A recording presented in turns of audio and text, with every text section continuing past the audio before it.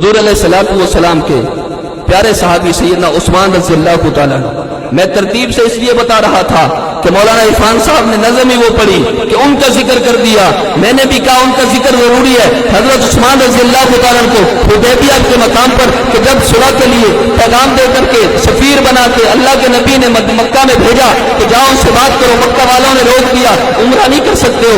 इधर 1450, 1500, 1400 सहाबा दीगर रिवायात है जमा है। हुजूर अलैहिस्सलाम को अल्लाह के नबी सल्लल्लाहु अलैहि वसल्लम ने उमर को कहा, उमर जाओ मक्का वालों से बात करो। तो हजरत उमर रज़ियल्लाहु तआला ने फरमाया, आका मैं आपके हुक्म की ताबेदारी तो करने के लिए तैयार हूँ, लेकिन वजह यह है कि मेरा कबीला कमजोर है और बात यह है कि मेरे सब दुश्मन हैं।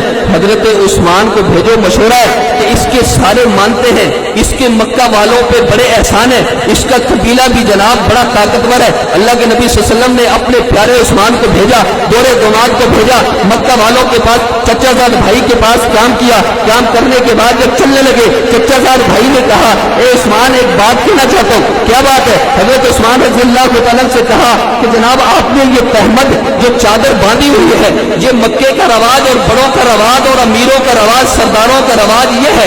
इज्जत तब समझी जाती है कि जब ये चादर लमकती हुई, लटकती हुई, घिसड़ती हुई आए, तब उसकी इज्जत होती है, तब उसको बड़ा मानते हैं। लेकिन आपने ये आधी पिंडली पर रखी है, इसलिए आप इसको जरा नीचे कर लें ताकि वो लोग इज्जत की नजर से देखें। हजरत उस्मान ने जवाब दिया, ओ चचाजाद भाई क्या कहता है कि इन जाहिरों की वजह से तो ये